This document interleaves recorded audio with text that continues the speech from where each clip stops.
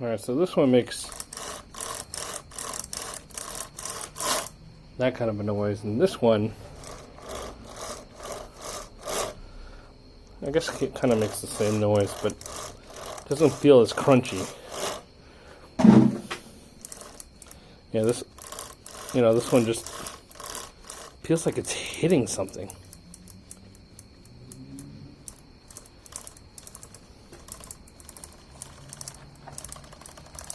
I think maybe the rim sprocket is a little bit more fucked up. I don't know. I might have to replace that.